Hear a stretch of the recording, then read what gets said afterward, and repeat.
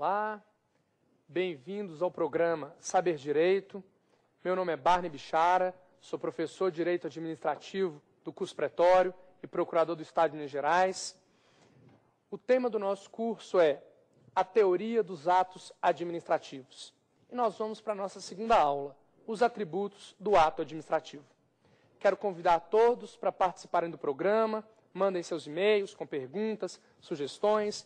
O e-mail é saberdireito@stf.jus.br. Antes de começarmos a nossa segunda aula, só para relembrar o que foi dito na aula anterior. No nosso primeiro encontro, nós falamos sobre o ato administrativo, o ato da administração, o fato administrativo, o fato da administração, suas consequências e chamando atenção para o silêncio da administração e suas consequências. Prosseguindo aqui, nós vamos falar sobre os atributos, sobre as características do ato administrativo. Mas antes, temos que falar de algo importantíssimo que começamos a tratar na aula anterior, a questão da perfeição, da validade e da eficácia dos atos administrativos. Disse anteriormente que perfeição, validade e eficácia são dimensões diferentes que coexistem. São realidades diferentes que estão lado a lado. Uma coisa é a perfeição, outra coisa é a validade e outra coisa é a eficácia. Falarmos em perfeição significa perfeito é o ato administrativo que completou todo o seu ciclo de formação. Todas as etapas que a lei previa, todas as etapas que a lei exigia foram cumpridas. O ato existe, o ato está formado. A doutrina gosta de classificar, ou melhor, gosta de conceituar dizendo: perfeito é o ato que completou o seu ciclo de formação. Gente, atenção para uma coisa.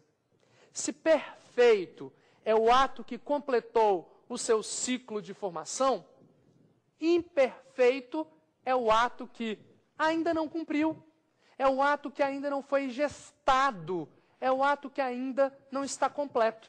Então, sempre é importante diferenciar o ato perfeito do ato imperfeito. O primeiro é aquele que está pronto, que está concluído, que completou o seu ciclo de formação, perfeito.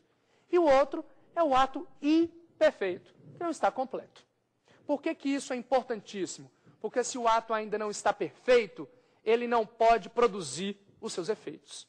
Se ele ainda não está perfeito, ele ainda não nasceu e, portanto, não vai conseguir produzir as suas consequências jurídicas. Segundo, diferente da perfeição, nós temos a validade. E aí, sem sombra de dúvida, é aonde nós temos que nos concentrar. Validade diz respeito à conformidade do ato com o ordenamento jurídico. Perfeito é o ato que foi praticado conforme o ordenamento jurídico. Vejam bem, não digo praticado conforme a lei. O ato administrativo deve ser praticado observando a legislação. Mas não é suficiente. É necessário que, além da legislação, sejam observados os princípios que compõem o ordenamento jurídico. Portanto, válido é o ato praticado em conformidade com a lei, mas também em conformidade com a moralidade, com a razoabilidade, com a proporcionalidade, com a finalidade. Se válido é o ato que foi praticado conforme o ordenamento jurídico, inválido, a antítese, é o ato que foi praticado em desconformidade com o ato jurídico. Ponto. Ou o ato é válido, ou o ato é o quê? O ato é inválido. Ou o ato foi praticado conforme o direito, ou ele foi praticado em desconformidade com o direito. Não existe ato mais ou menos válido. Ou ele é válido, ou ele é inválido. Terceira dimensão do ato, terceiro aspecto do ato, a eficácia. A eficácia diz respeito a aptidão do ato para produzir seus efeitos jurídicos típicos. Se o ato administrativo está apto a produzir seus efeitos jurídicos típicos, o ato ele é eficaz. Percebam, o ato administrativo ele pode produzir outros efeitos que não seus efeitos principais.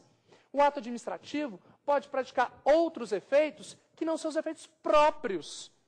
Mas quando eu falo em eficácia, eu me refiro a quê?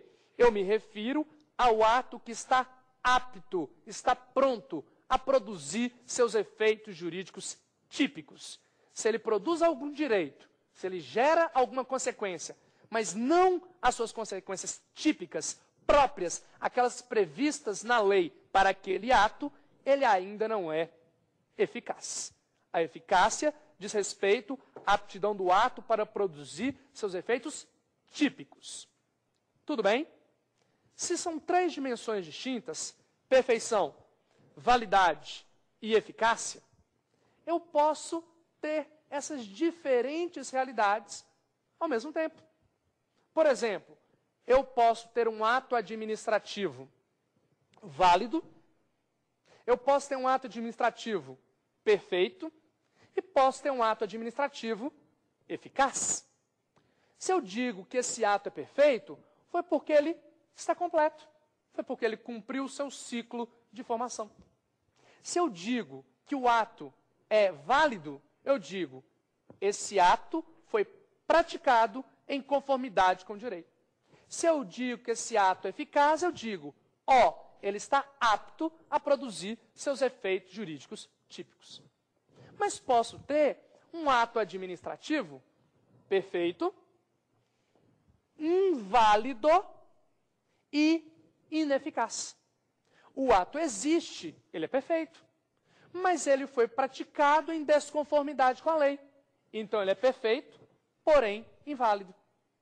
E ele, além de ser inválido, ele é ineficaz, porque ele não está apto a produzir seus efeitos típicos. Ele é perfeito, mas é inválido e é ineficaz. Mas se são realidades distintas, eu posso ter um ato perfeito, um ato inválido e um ato eficaz.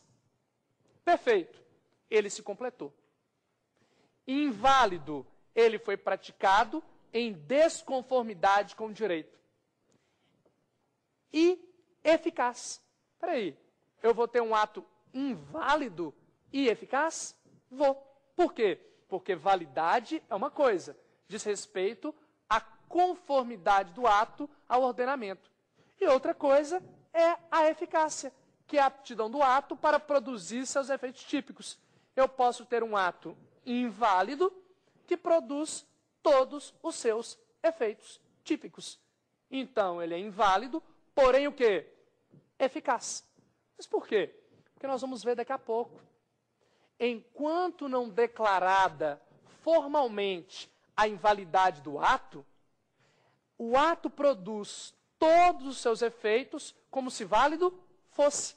Ele não é válido, mas ele produz todos os seus efeitos como se válido fosse. Por quê? Porque uma coisa é a validade e outra coisa é o quê?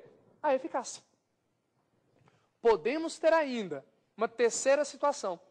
Eu posso ter um ato perfeito, um ato válido, mas um ato que ineficaz.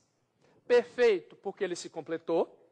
Válido, porque foi praticado em desconformidade com o ordenamento. Ou melhor, válido, né? Porque ele foi praticado em conformidade com o ordenamento. Ineficaz.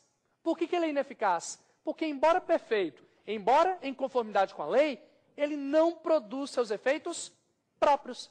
Imaginem um ato sujeito, por exemplo, à condição. Imagine um ato, por exemplo, sujeito a termo. Imagine que o governador ele faça um decreto, um ato administrativo, e diga, esse decreto entra em vigor a partir de 40 dias da sua publicação. Feito hoje, o decreto ele é perfeito. feito em conformidade com a lei, ele é válido. Mas, como ele só vai produzir efeitos daqui a 40 dias, de hoje até o 40º dia, o ato é o quê? O ato é ineficaz, porque ele não está apto a produzir os seus efeitos. Então, são realidades diferentes: perfeição, validade e eficácia. Mas vocês devem ter observado que, antes de qualquer coisa, o ato ele tem que ser o quê? Ele tem que ser perfeito. Porque antes ele precisa existir. Tudo bem? O professor José dos Santos Carvalho Filho, ele vai dizer, ele tem uma opinião particular sobre esse assunto. Ele vai dizer, o ato administrativo, além da perfeição, além da validade, além da eficácia, ainda existe mais um outro plano que nós devemos apreciar: a execuibilidade. Ele fala, a execuibilidade diz respeito à efetiva capacidade do ato para produzir direitos. Diz respeito à efetiva capacidade do ato de ser operado, de estar realizando as suas consequências jurídicas. Então ele vai dizer, a execuibilidade é algo a mais em relação à eficácia. Enquanto a eficácia é a aptidão para produzir efeitos típicos, a execuibilidade diz respeito o quê? Diz respeito à efetiva operatividade do ato. Então, para o professor José dos Santos Carvalho Filho, na opinião dele, o ato pode ser perfeito, válido, eficaz e exequível. É aí a opinião do professor José dos Santos Carvalho Filho. Mas a maioria, quando trata o assunto, vai falar em perfeição, validade e eficácia. Sempre ficando atentos para as antíteses: perfeito, imperfeito, válido, inválido, eficaz e ineficaz. Tudo bem? Alguma pergunta? O pessoal quer participar? Professor, meu nome é Jalmir, eu sou aluno do curso de Direito da UDF. Eu gostaria de saber o que difere o ato nulo do ato anulado. Vejam bem, questão sempre perguntada. Ponto que todo mundo sempre questiona. Qual a diferença entre o ato nulo e o ato anulável? Vejam bem, gente, existem diferenças. Há regimes jurídicos distintos para o ato nulo e para o ato quê? Anulável. Mas o importante que fique claro para todo mundo, nesse ponto, nesse momento, é que seja o ato nulo, seja o ato anulável, ou até mais, o ato inexistente, ele é inválido. Porque o ato nulo, ele foi praticado em desconformidade com o direito. O ato anulável foi praticado em desconformidade com o direito. O ato inexistente, que é uma categoria de atos também válidos, foi praticado em desconformidade com o direito. Ou seja, ato nulo, ato anulável e ato inexistente são todos inválidos. Dizer que ele é nulo, dizer que ele é anulável ou dizer que ele é inexistente é dizer como o direito reage ao vício. Quais as consequências jurídicas para aquilo que causou a nulidade? Qual a consequência jurídica para aquilo que causou a anulabilidade? Então, analisar o regime jurídico do ato nulo ou regime jurídico do ato anulável ou do ato inexistente é tratar sobre as consequências, sobre a reação do direito a esses vícios. Mas tanto um quanto o outro são inválidos, porque são praticados em desconformidade com o direito. Então não podemos confundir isso. Inválido é o contrário ao direito. E pode ser de um jeito, de outro ou de outro, mas em qualquer situação é contrário ao direito. Tudo bem? Obrigado aí pela pergunta. Vejam bem, continuando aqui nosso assunto, continuando nossa aula, nós vamos para os atributos do ato administrativo. Pessoal que está estudando para concurso, ponto importantíssimo. Quem está estudando para concurso, memorizar, gravar os atributos do ato administrativo. O que são atributos do ato administrativo? Atributos são características. Atributos são qualidades.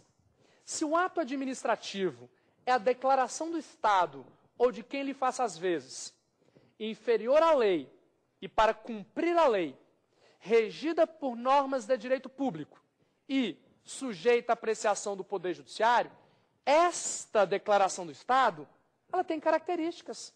Esta declaração do Estado, chamada ato administrativo, tem qualidades e atributos. Quais são eles? Primeiro atributo. Aliás, antes de falar o primeiro, gente, ponto importante. Mais importante até que dizer quais são os atributos é organizar a matéria na cabeça. Porque muitas vezes a gente sabe a matéria, domina os conceitos, mas fica tudo perdido na cabeça da gente. É aquela sensação que a gente tem. Eu estou entendendo tudo o que esse professor está dizendo, mas ele está falando de quê mesmo? Ele está tratando sobre o quê? Então, tão importante quanto entender o conteúdo é você ser capaz de organizar o conteúdo. Mas qual a dificuldade? A dificuldade é que quem trata do assunto não trata com uniformidade. Você abre um livro, uma coisa. Você abre outro livro, outra coisa. Mas mesmo dizendo diferente, todos estão falando a mesma coisa. Embora a forma de expressar seja diferente, o conteúdo da informação é praticamente o mesmo. Então é importante ficar atento. Vou falar com vocês, vou tratar com vocês os atributos seguindo a orientação da Maria Silvia de Pietro, porque é uma forma de colocar a matéria muito fácil e muito completa sobre o assunto. Mas outros manuais também tratam, mas às vezes usam nomes diferentes, nomenclaturas diferentes. Então eu vou dizer para vocês aqui a classificação da Maria Silvia de Pietro e vou dizer, o fulano de tal fala a mesma coisa, mas dá um outro nome. Mas estão dizendo a mesma coisa. Quais são os atributos? Vou falar todos e depois falo um por um. Quais são os atributos do ato administrativo, suas qualidades? Primeiro, a presunção de legitimidade e a presunção de veracidade. É o primeiro. Presunção de legitimidade e presunção de veracidade. Segundo atributo, a autoexecutoriedade, que alguns preferem chamar de executoriedade. Ponto final. O terceiro atributo é a imperatividade. É a imperatividade. E o quarto atributo é a tipicidade. Então, falar em atributos, temos presunção de legitimidade e veracidade, autoexecutoriedade, imperatividade e tipicidade. Vamos lá para o primeiro. Primeiro atributo, primeira qualidade do ato administrativo. Presunção de legitimidade e presunção de veracidade. O que significa essa característica? Significa que o ato administrativo, ele presume-se verdadeiro. O fato sobre o qual se baseou o ato, presume-se verdadeiro. Se a administração disse que aquele fato aconteceu, aquele fato aconteceu. A presunção de legitimidade diz respeito à conformidade do ato com a lei. Presume-se que o ato praticado pela administração foi praticado pelo sujeito competente, na forma prescrita, nos limites da lei, objetivando a finalidade da lei. Presume-se que o ato ele está de acordo com o ordenamento jurídico. Então, falar em presunção de veracidade diz respeito a fatos, enquanto que a presunção de legitimidade diz respeito ao direito. Presume-se verdadeiro e presume-se legítimo. Alguns doutrinadores, para abreviar, simplesmente diz, primeiro atributo, presunção de legitimidade, e abrange essas duas realidades. Então, há quem prefira uma característica mais extensa para dizer presunção de veracidade, se referindo aos fatos, e presunção de legitimidade, referindo ao direito, ou outros que preferem dizer presunção de legitimidade, se referindo a ambas situações. O ato presume-se verdadeiro, o ato presume-se legítimo, até prova em contrário. Até prova em contrário significa que essa presunção em favor da administração pública, que essa presunção em favor do ato administrativo é uma presunção relativa, é uma presunção iuris tantum, que admite prova em contrário. O ato é verdadeiro, até prova em contrário. O ato é legítimo, até prova em contrário. Ou seja, se você provar que o ato não é, a presunção será afastada. Mas cabe a você provar que o ato não é verdadeiro, cabe a você provar que o ato não é legítimo. Muito importante isso. Professor, me dá um exemplo, apenas um exemplo para facilitar a visualização. A multa de trânsito. Chega na sua casa uma cartinha, uma notificação, um ato administrativo, dizendo: você, no dia tal, estava no local tal, conduzindo o seu veículo e falando ao telefone celular. Multa, nos termos da legislação, no valor de R$ 80, menos 3 pontos na sua carteira de habilitação. Acabou. Se a administração diz que você estava, você estava. Se a administração diz que foi você, foi você. E, portanto, o ato vai prevalecer, até que você prove o contrário. Mas até essa prova ser feita, o ato presume-se verdadeiro, presume-se legítimo, é o que alguns chamam de fé pública. O ato administrativo, ele tem fé pública, ele é verdadeiro e legítimo. E quais as consequências disso? Quais as consequências jurídicas desse atributo, dessa qualidade? Primeiro, se o ato administrativo, ele presume-se legítimo, ele presume-se verdadeiro, quer dizer que a administração, ela pode praticar o ato ela própria. Significa que ela, a administração, pode auto-executar os seus atos, sem pedir ao juiz, sem recorrer ao poder judiciário. É a chamada auto-executoriedade. Espera aí. A auto-executoriedade não é um atributo do ato administrativo? É. É um outro atributo. Só que o ato, ele é autoexecutório, ele pode ser praticado diretamente pela administração, com as suas próprias mãos, porque ele presume-se verdadeiro, ele presume-se legítimo. Se o ato é verdadeiro, se o ato é legítimo, pelo menos até prova em contrário, eu posso, desde já, colocar o ato em prática. Não preciso pedir ao juiz para apreciar a legalidade do ato. É a primeira consequência. A segunda consequência, muitíssimo importante, é a seguinte: o ato administrativo, mesmo inválido, ele produz todos os seus efeitos como se válido fosse. Olha que coisa perigosa. Por isso que eu comecei explicando que perfeição é uma coisa, validade é uma coisa e eficácia é outra coisa. O ato foi praticado em desconformidade com a lei, mas ainda assim ele produz todos os efeitos como se válido fosse.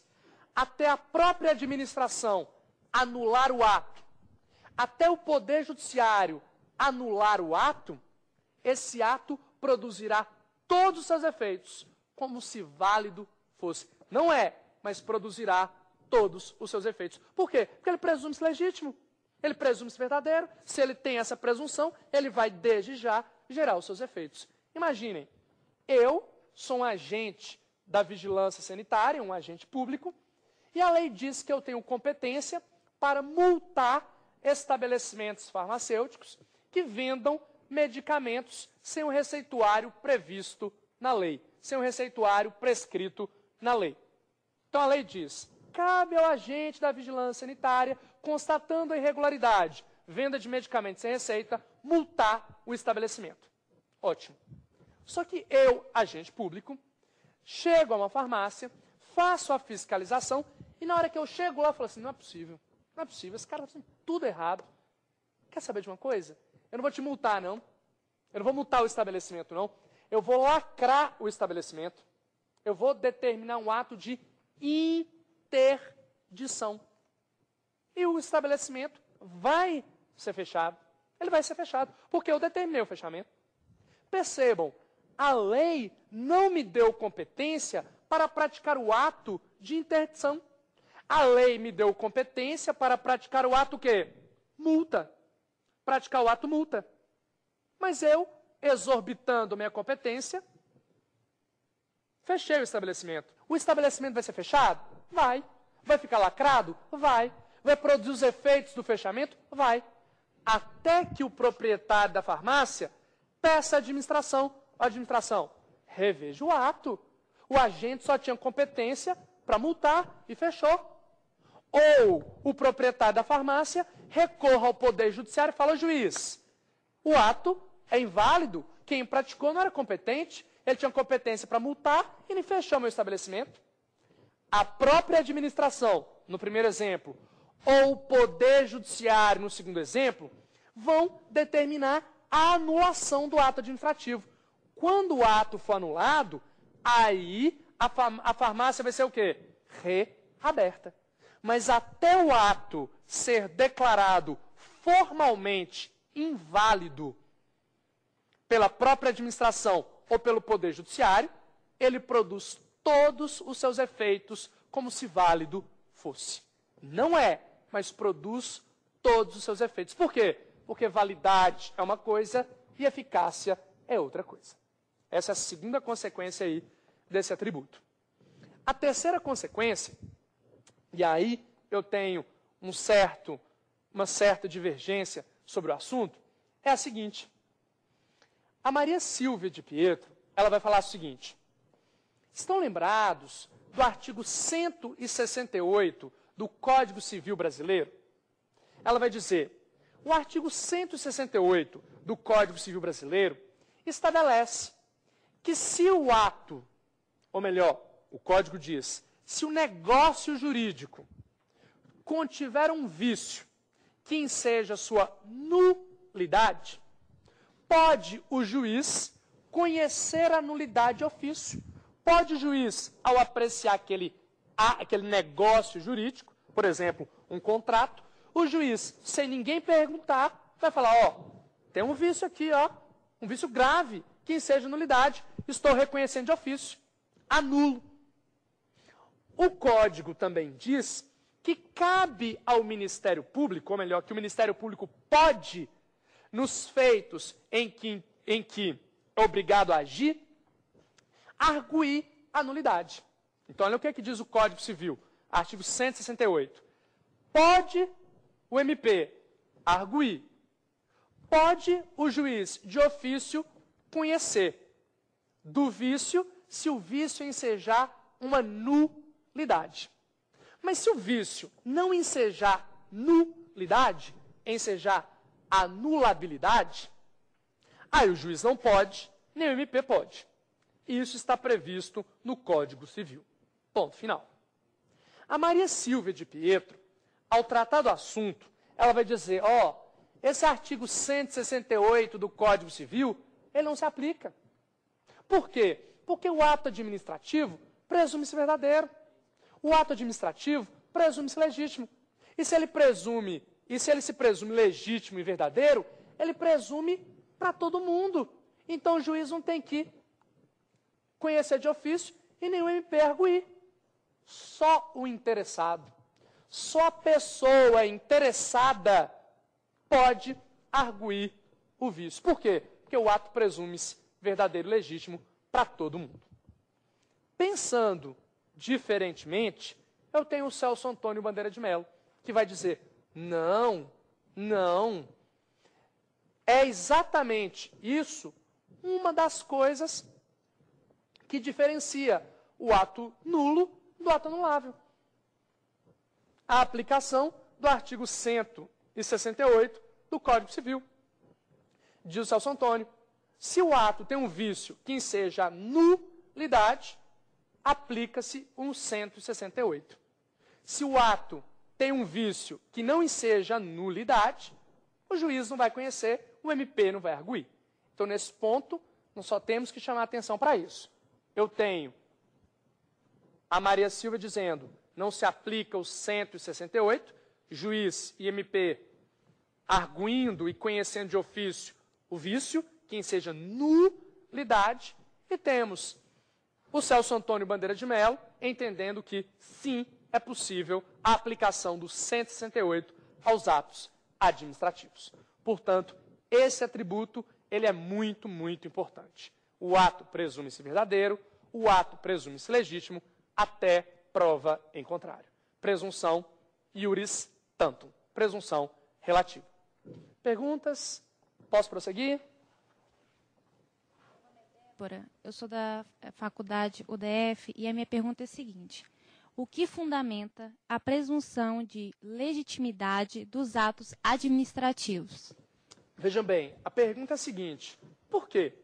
Por que o ato administrativo presume-se verdadeiro? Por que o ato administrativo presume-se legítimo? Por que até prova em contrário, prevalecem os atos da administração? Por quê? São vários os argumentos. Alguns vão dizer, alguns vão apontar. Primeiro argumento. O ato administrativo, ele é um ato de poder. O ato administrativo é um ato de soberania. O Estado, ele é soberano. E enquanto soberano, o Estado tem o poder de se sobrepor sobre tudo e todos nos limites do seu território.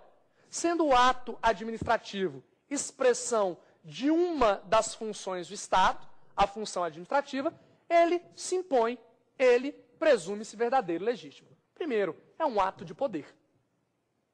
O segundo fundamento, que é comumente apresentado, a administração pública, ela age de acordo com o princípio da legalidade. Ou seja, a administração, lembrando, gente, age de acordo com a legalidade, mas uma legalidade em sentido quê? Amplo. Tem que obedecer à lei e tem que obedecer aos princípios. Se a Constituição impõe à administração agir de acordo com a legalidade, estão lembrados? Artigo 37, caput da Constituição. A administração pública, direta e indireta de qualquer dos poderes, obedecerá à legalidade, à legalidade, à legalidade, à impessoalidade, à moralidade, à publicidade, à eficiência e aos demais.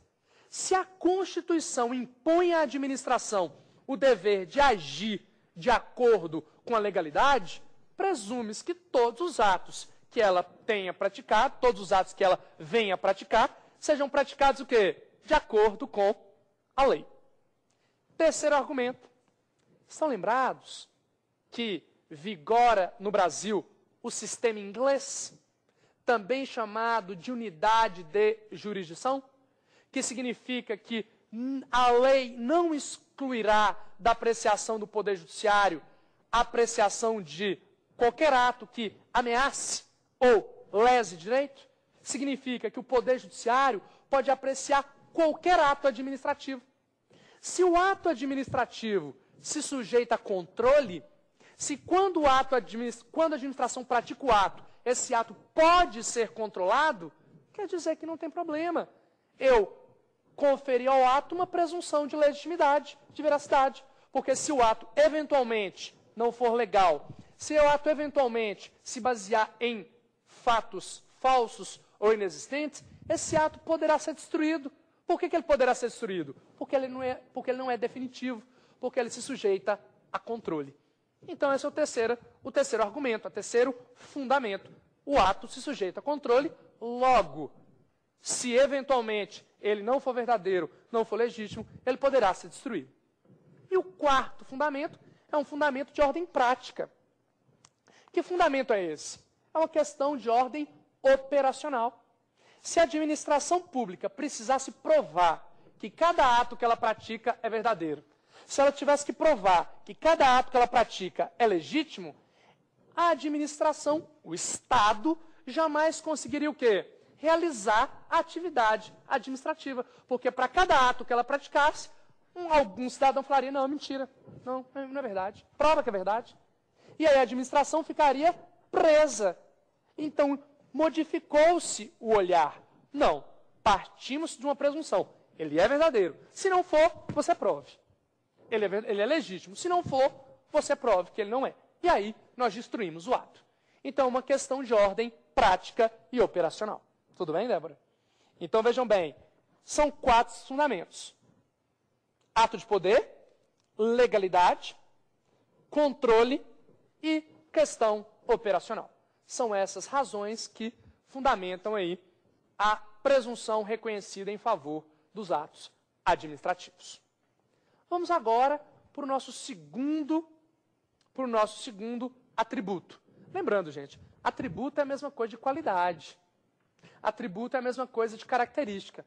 Mas, tradicionalmente, a expressão que se utiliza é atributo. Qual que é a segunda qualidade do ato?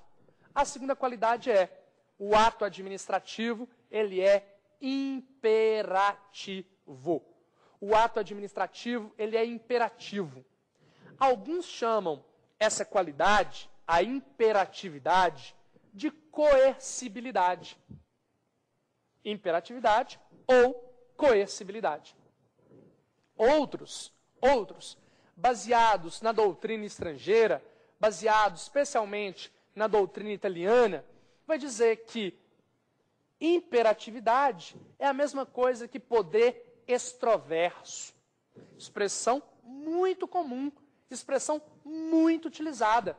Apesar do nome ser diferente, é uma expressão muito utilizada. Poder extroverso. O que é imperatividade, ou coercibilidade, ou poder extroverso? Significa, o ato administrativo, ele se impõe ao seu destinatário. O ato administrativo, ele cria para o seu destinatário um dever. Ele cria para o seu destinatário uma obrigação. Quer ele queira, quer não. Quer ele aceite, quer não. O ato de poder, ele se impõe. O ato de poder, ele cria um dever, ele cria uma obrigação. Por isso que se diz que ele é extroverso. Por quê? Porque ele sai da esfera administrativa. Ele sai da órbita administrativa para alcançar o terceiro, para alcançar o destinatário. Por isso que ele é extroverso. Ele sai do universo interno da administração e alcança o terceiro, criando para o terceiro um dever, criando para o terceiro uma obrigação, independentemente de sua concordância. Exemplo, vários exemplos. Pensem, por exemplo, numa multa. A administração pratica um ato administrativo, a aplicação de uma multa. Quer você queira, quer não, essa multa cria para você um dever. Imagine, você estacionou em local proibido, a administração aplica uma multa, estacionar em local proibido. Quer você queira, quer não, foi criada para você uma obrigação. A obrigação de quê? De pagar a multa. Outro exemplo, importantíssimo, porque a gente consegue enxergar o ato administrativo de lançamento tributário. Quando chega no início do ano, na sua casa, a cartinha do IPTU, quando chega na sua casa, no início do ano, a cartinha do IPTU, nós temos o ato administrativo de lançamento. É a administração dizendo, cidadão, proprietário de imóvel urbano, você vai ter que pagar X em até tantas vezes, nos locais tais, até o dia tal. A administração pratica um ato e esse ato vai criar várias obrigações para você. Várias obrigações para você, independente da sua concordância, da sua aceitação. Por isso que ele é extroverso. Ele sai da administração e alcança você. Você vai ter que pagar aquele valor, naquela data, naquele local. Quer você queira, quer não.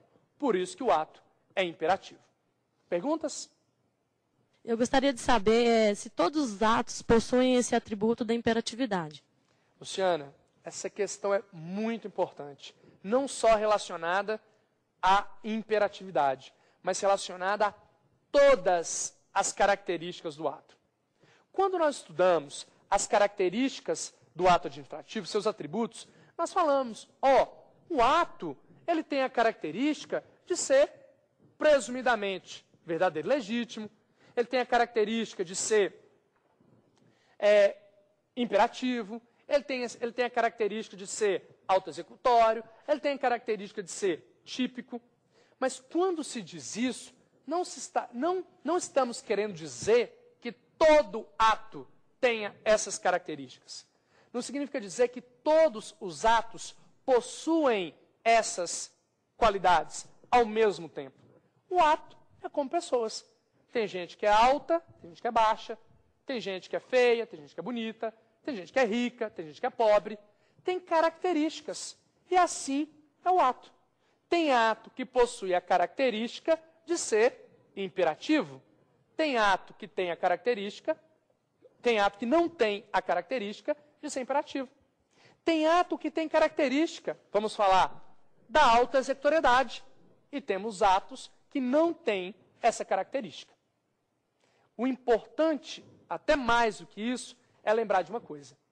Se a imperatividade tem ato que tem ato que não tem, se a autoexecutoriedade tem ato que tem ato que não tem, se a tipicidade tem ato que tem ato que não tem, a presunção de veracidade e a presunção de legitimidade, ela existe em todos os atos administrativos.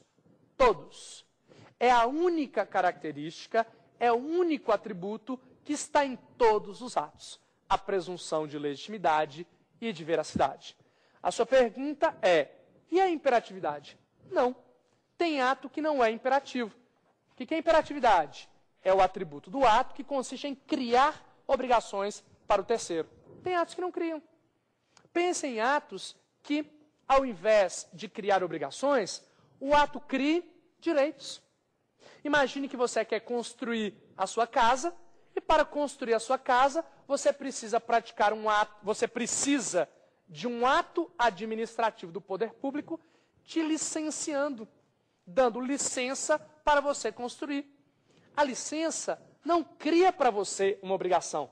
A licença, pelo contrário, cria para você um direito. Portanto, a licença, Luciana, não tem imperatividade. Um outro exemplo ainda melhor, a nomeação.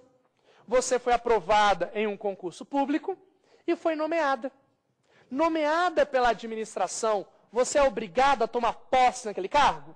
Não. Você pode chegar à conclusão de que a remuneração não é suficiente. Ah, não, estudei demais, esse cargo tem um vencimento muito baixo, esse eu não quero. Se o ato administrativo de nomeação não cria para você um dever, se esse ato administrativo de nomeação não sai da esfera administrativa e te obriga, quer dizer que esse ato administrativo de nomeação, ele não tem o quê? Ele não tem imperatividade. Muito importante lembrar isso. Alguns atos têm, outros não têm. Em regra, quais têm? Aqueles que criam obrigações para os particulares. Tudo bem? Vamos lá, continuando. Terceiro atributo, o mais importante. Terceiro atributo, o que mais cai em provas de concurso, para quem está estudando para concurso, fiquem atentos. A terceira característica, ou atributo, é a autoexecutoriedade. Alguns chamam a autoexecutoriedade simplesmente de quê? De executoriedade. Ao invés de falar em autoexecutoriedade, falam somente em executoriedade. Cuidado. Por quê? A Maria Silvia de Pietro, é quem nós estamos nos orientando nesse ponto, ela vai dizer o seguinte, a autoexecutoriedade significa que a administração ela pode desde já praticar o seu ato. A administração ela pode desde já colocar em prática a sua vontade, ou seja, realizar o ato administrativo. É o que nós falamos. Se o ato se presume verdadeiro, se o ato se presume legítimo, pode a administração, desde já, praticar o ato administrativo. Por que essa explicação? Porque esta possibilidade, ela não existe, como em regra, nas relações particulares. Se eu faço um contrato com você, se eu empresto para você R$1.000 e faço um contrato de mútuo, te empresto R$1.000 e você não me paga o combinado, eu não posso forçar você a me pagar. Eu tenho que propor uma ação judicial, ir ao juízo e dizer, juiz, fiz um empréstimo, a prova está aqui, ele me deve e eu quero receber. E será dado início a uma ação judicial de cobrança. Por que eu preciso propor uma ação judicial de cobrança? Porque o Estado detém um monopólio da função jurisdicional. Um monopólio da função que consiste em resolver conflitos sociais. Se eu, ao invés de recorrer ao Poder Judiciário, propor uma ação, for na sua casa e falar assim, eu não quero saber, você vai me pagar a todo custo esse valor, senão eu vou levar a sua televisão, ou vou levar seu DVD ou qualquer coisa. Se eu fizer isso, eu estou praticando crime, exercício arbitrário das próprias razões. Eu não posso, porque eu sou um particular. Eu estou no mesmo nível que você. O Estado, diferentemente do particular, ele dispõe do atributo da autoexecutoriedade.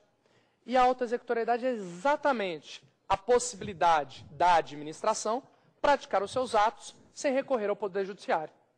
A executoriedade, ela só existe em duas ocasiões. Ela existe, primeiro, quando a lei expressamente estabelece. Segundo, quando as circunstâncias do caso exigem. Muito importante lembrar, a autoexecutoriedade só existirá dentro dessas duas situações. Quando a lei expressamente admitir ou quando as circunstâncias do caso concreto ensejarem. Caso perigoso e caso delicado.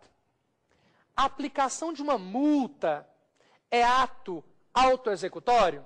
É. Porque a administração ela pode aplicar a multa sem recorrer ao juiz. Quem pratica a multa é a própria administração. Você violou a legislação ambiental e a administração aplicou a multa, 40 milhões. Ela aplica a multa sem recorrer ao judiciário. Significa, a aplicação dessa multa é autoexecutória. Só que executar o valor correspondente à multa, ou melhor, cobrar o valor correspondente à multa, isso jamais é autoexecutório. Aplicar a multa sem recorrer ao Poder Judiciário, a administração pode. E é exatamente isso que nós chamamos de quê? De autoexecutoriedade. Mas transformar com as suas próprias mãos a multa em dinheiro, isso não será possível. Por quê? Porque nessa situação a administração terá que recorrer ao Poder Judiciário como os particulares. A administração vai ter que pegar a multa, o ato administrativo, inscrever em dívida ativa, constituir o título extrajudicial e propor a ação de execução fiscal. Então, percebam, a aplicação da multa é autoexecutória, mas a transformação da multa em dinheiro, ou seja, a cobrança pecuniária da multa, jamais é autoexecutória. Importante frisar, a autoexecutoriedade só existe nessas duas situações. A quarta característica ou atributo do ato administrativo é a tipicidade. A tipicidade, primeira coisa que deve ser dito sobre ela, não são todos os doutrinadores que a reconhecem. Muitos livros que vocês vierem estudar não terão esse atributo. Mas a Maria Silvia de Pietro, ela fala. E os livros que falam, repetem a Maria Silvia de Pietro. Ela vai dizer, a tipicidade é o atributo do ato que tem o seguinte significado.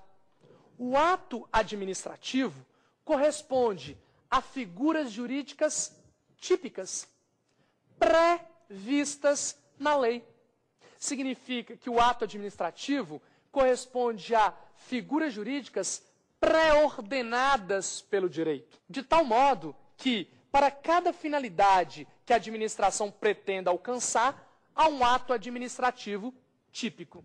Se ela quer punir o servidor, existe o ato demissão. Se ela quer atender à necessidade do serviço, existe o ato remoção. Se ela quer proteger um bem, porque esse bem se reveste de características importantes para a história brasileira, a administração pratica o ato tombamento. Então, a tipicidade significa, para cada finalidade que a administração pretenda alcançar, há um ato administrativo típico. Para cada finalidade que a administração pretenda realizar, a lei já previu, a lei já tipificou um ato administrativo. A essa qualidade nós damos o nome de tipicidade. E, como eu disse, não existe em todos os atos administrativos. Tudo bem? Resumindo nossa aula, o que fica de importante nessa explicação? Primeiro, perfeição, validade, eficácia são realidades diversas e que coexistem. Segundo, são características do ato administrativo a presunção de legitimidade e veracidade, que existe em todos os atos administrativos, é a única característica, é o único atributo presente em todos os atos. Importante lembrar os seus fundamentos e suas consequências.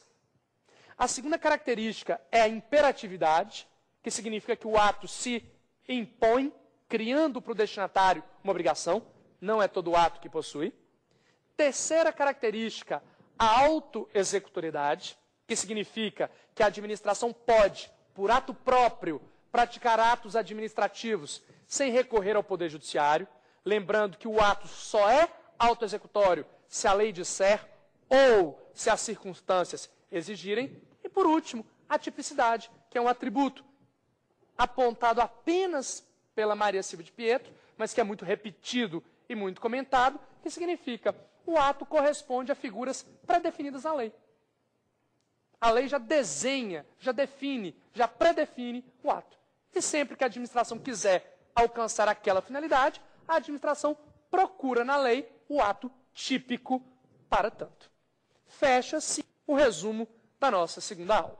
Dessa forma, a gente encerra o nosso segundo encontro. Obrigado, chamo vocês para a participação. Podem mandar os e-mails para o e-mail saberdireito@stf.jus.br e, se quiserem rever a aula, podem acessar o site da TV Justiça, TV Justiça, www.tvjustiça.jus.br e fazer o download da aula.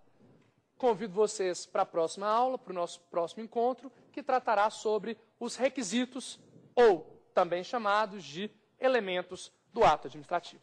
Até mais.